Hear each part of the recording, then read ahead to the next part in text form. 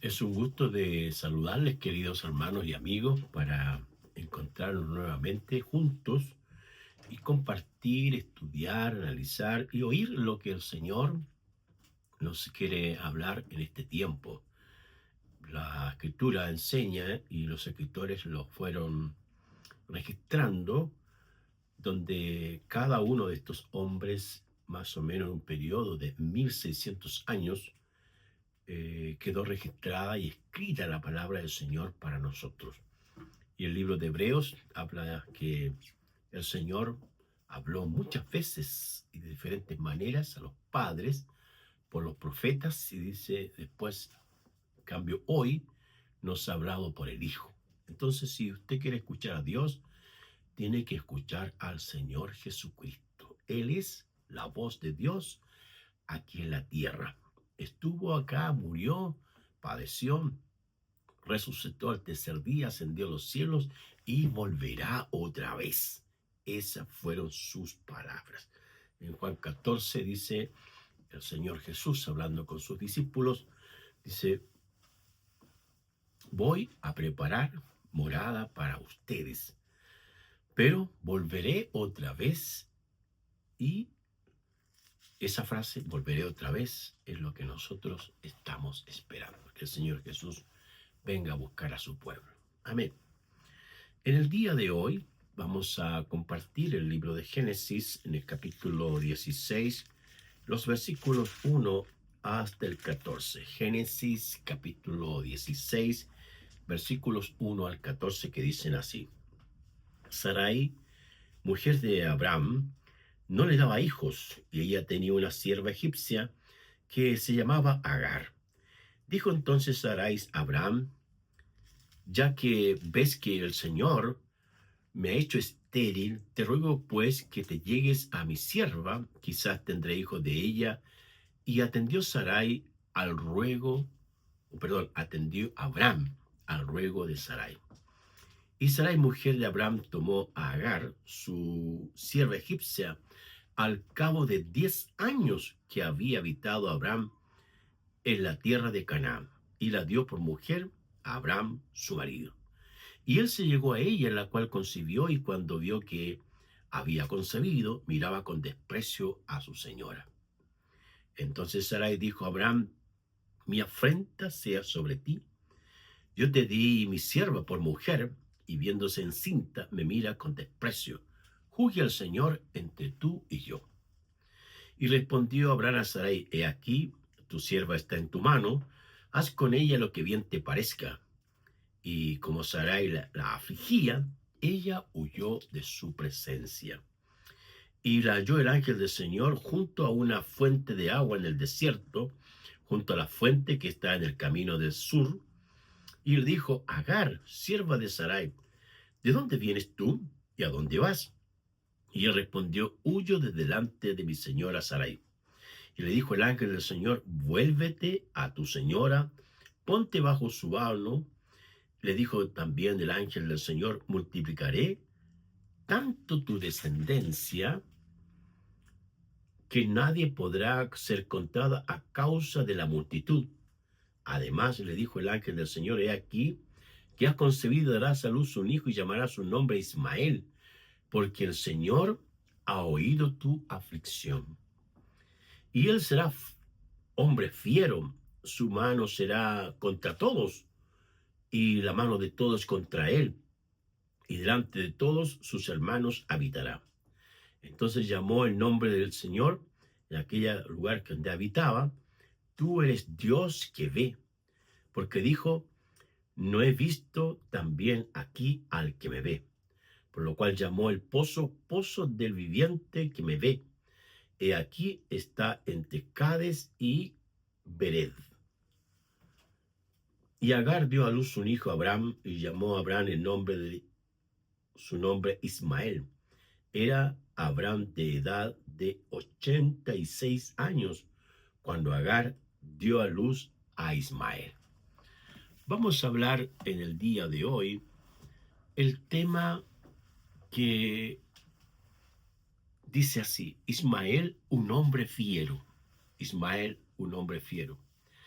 La vida de Ismael, que etimológicamente este nombre significa Dios oye, tiene varias implicancias, tiene varias acciones, tiene varios encuentros, y donde al leer el texto con detención uno puede encontrar varias lecciones o varias orientaciones para la vida del creyente en medio de esta situación complicada, difícil, ya que este matrimonio compuesto entre Abraham y Sara o Sarai no podían tener hijos, y la reacción de Sarai es decir que el Señor no le ha dado hijos y la ha hecho una mujer estéril. Entonces, el pasaje de hoy nos va a mostrar algunas características sobre Ismael, un hombre fiero. En primer lugar, está su nacimiento. Era hijo de Abraham y Agar, la egipcia. Además, este sería el primer hijo que tuvo Abraham, llamado Ismael. Así también nació de una necesidad cultural. ¿Qué queremos decir con esto? La tradición histórica nos dice que aquellas mujeres que no tenían o no le daban hijos a sus esposos podían tomar alguna de sus esclavas y entregársela al esposo para que así tuviesen hijos. Y esos hijos no iban a ser de la esclava, sino de la persona que era el dueño o la dueña sobre ella. Esto fue lo que aconteció acá, donde Sara se da cuenta que es una mujer estéril, que no puede dar a luz a hijos, y que solamente a través de este recurso quiere obtener hijos para sí. Lo que nos enseña la Escritura es que la esterilidad, aunque es una situación humana, Dios tiene todo el poder para intervenir en la vida de las mujeres o también de los hombres, que por alguna causa de carácter médico o de carácter interno de sus órganos sexuales no pueden engendrar hijos. En la Escritura encontramos a Ana, una mujer que también era estéril, y que esta mujer supo buscar ayuda en el Señor, y el Señor le dio no solamente un hijo que se llamó más tarde Samuel, sino que le dio hijos e hijas. Y eso viene a demostrar que el que abre la matriz, que el que da hijos a los padres, es el Señor. En el Nuevo Testamento encontramos a Zacarías y también Elizabeth, que eran estériles y no podían tener hijos, pero que el Señor intervino e hizo que esta mujer tuviera un hijo, y ese hijo fue Juan el Bautista. Y así, cada vez que hay una situación humana difícil, compleja, para Dios no hay nada imposible para darle hijos a los padres.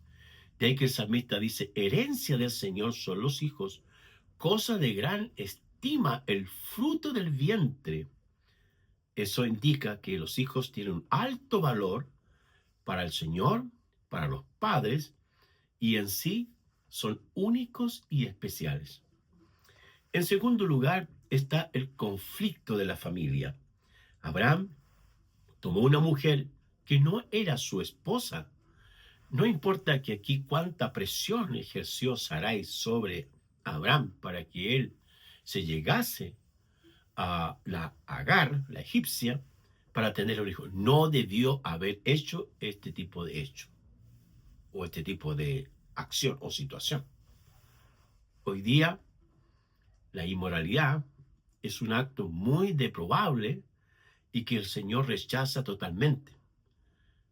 Incluso la Escritura dice que uno no puede conocer, no puede descubrir la desnudez de otra mujer cuando este es un hombre casado. Y la ley del Señor dice: no cometerás adulterio. El adulterio es una traición donde un hombre casado tiene intimidad con una mujer que no es su esposa. No hay aprobación de parte del Señor. De ahí que este conflicto familiar entre Abraham, Sara, este triángulo amoroso, incorrecto trajo consecuencias en la familia. El texto menciona que pasaron 10 años ahí en Canaán hasta que Abraham cedió a la presión de Sarai para unirse a Agar la egipcia. Una vez que la egipcia, o en este caso Agar, quedó embarazada, dice que el texto bíblico miraba con desprecio a Sara, su ama. Sara también la trató mal, la afligía, dice el texto del capítulo 16, versículo 6 de Génesis. Y llegó un momento en que el Señor ordena a nosotros los creyentes en que no debemos tratar mal a nadie, sino que por el contrario debemos bendecir a las personas. El que el Señor Jesús dice: bendecid y no maldigáis.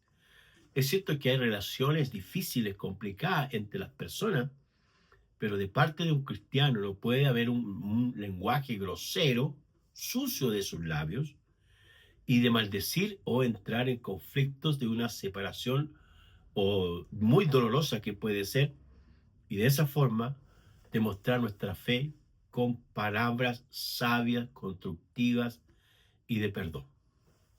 En tercer lugar está la promesa de Dios para Ismael. El capítulo 21 de Génesis, en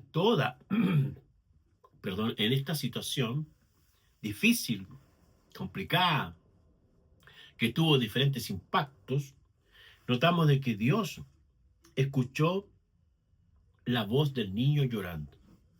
Fue así que Sarai despidió a Agar, y Agar salió de su casa huyendo de ese lugar con su hijo. Pero en el medio de esa huida, en el desierto, el Señor vio y escuchó la voz del niño llorando.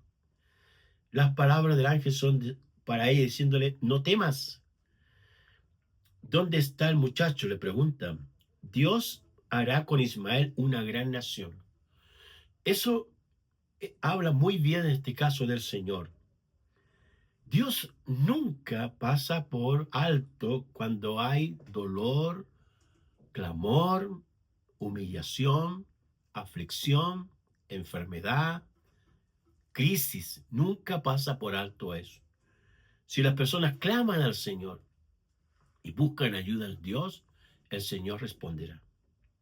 Al mismo tiempo, aquí aparece una promesa. Dice que Dios hará con Ismael una gran nación.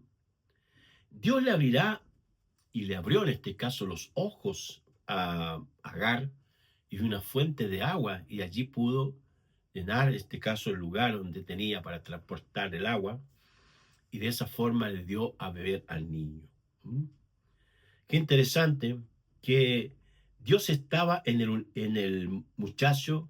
Dice que crecía, y el Señor bendijo a ese pequeño y llegó a ser un gran hombre, que fue tirador de arco, y más tarde su madre Agar le buscó una mujer egipcia, ya que ella era egipcia, y se casó con él. Ahora, la palabra del Señor nos enseña que los creyentes no tienen que unirse en yugo desigual con los incrédulos. Segunda de Corintios capítulo 6, versículo 14 al 7:1. Y quiero leerlo para tenerlo en mente como hijos del Señor, que debemos tomar decisiones correctas, en este caso para formar una familia. Segunda de Corintios capítulo 6, 14 dice: no se unan en yugo desigual con los incrédulos, porque ¿qué compañerismo tiene la justicia con la injusticia? ¿Qué comunión la luz con las tinieblas?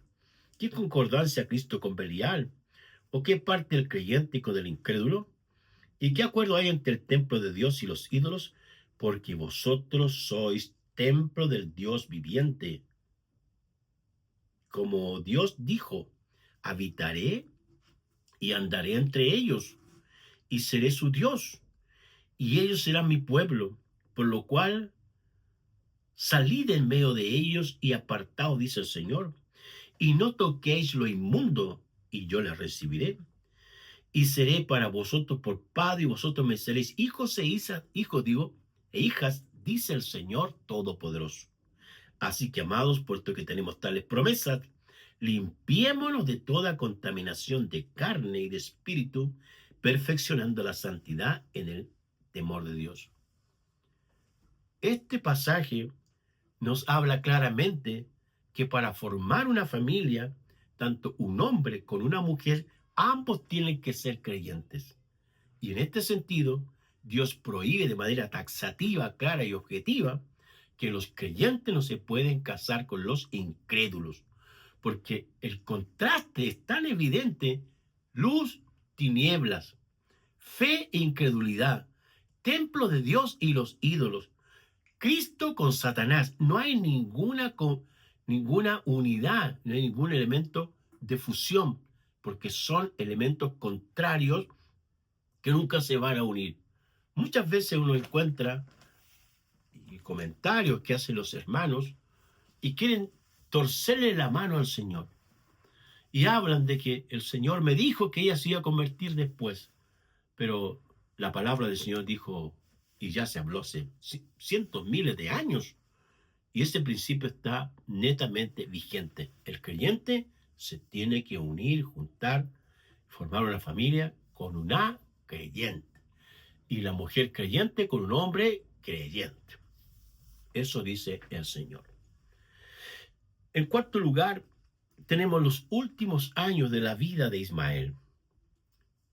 Tuvo, dice el texto en Génesis 25, tuvo 12 hijos, 12 príncipes por sus familias, y al mismo tiempo participó en el entierro de su padre Abraham en la cueva de Macpela. Murió al 137 años, dice la palabra del Señor.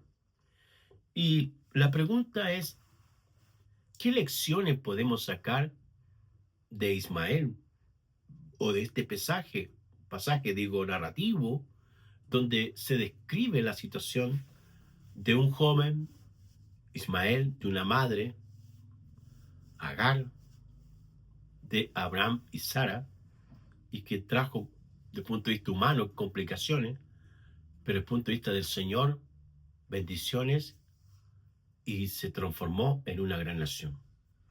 Veamos, primero, Dios oye nuestro clamor. Nuestro Padre es compasivo, es misericordioso, es bueno. El que hizo el oído no te oirá. Eso dice el salmista. Al mismo tiempo, Dios nos cuida en el desierto. El desierto es un lugar en la noche frío y en el día caluroso, que son símbolos de crisis, de conflictos agudos, de angustia. Pero ahí está el Señor. Dios cuida a las personas en las situaciones más difíciles que podamos pasar. Si usted está pasando una situación compleja económicamente, difícil por una enfermedad terminal, complicado por una situación de los hijos, doble sus rodillas, entre el lugar secreto, hable con el Señor, derrame su alma delante del Señor y sepa que Dios le va a responder. Y en todo ese caminar, por muy difícil que sea, el Señor le puede ayudar. Hay personas que dicen, estoy viviendo un calvario. Tenga cuidado con esa expresión, porque el único que vivió el calvario se llama Jesucristo. Nosotros podemos vivir situaciones difíciles, pero un calvario, esa es otra cosa. Bien. Dios cumple sus promesas. La promesa es que este hijo, llamado Ismael, que fue declarado un hombre fiero, fue respuesta a una situación donde el Señor más tarde formó una gran familia y una gran nación. Y finalmente, nadie está fuera del alcance de las promesas de Dios. La palabra del Señor dice que las promesas de Dios son fieles y verdaderas, y que vienen a través de la persona de nuestro Señor Jesucristo. Entonces, Dios es bueno, Dios es justo, Dios es fiel, y Él no nos dejará ser tentados más allá de lo que podamos soportar, sino que juntamente con la tentación nos dará la salida. Y si hay situaciones complicadas, difíciles, tenemos que orar, tenemos que buscar el rostro del Señor, y el Dios que ve, el Dios que oye, nos responderá. Oremos. Padre, en el nombre de Jesús, te damos gracias por tu preciosa palabra, donde tú siempre nos ves, tú siempre nos escuchas, y queremos pedirte, Señor, que tu gracia, tu amor y tu poder se manifieste en la predicación, en la enseñanza y exposición de tu palabra. En el nombre de Jesús oramos. Amén. Que Dios te bendiga.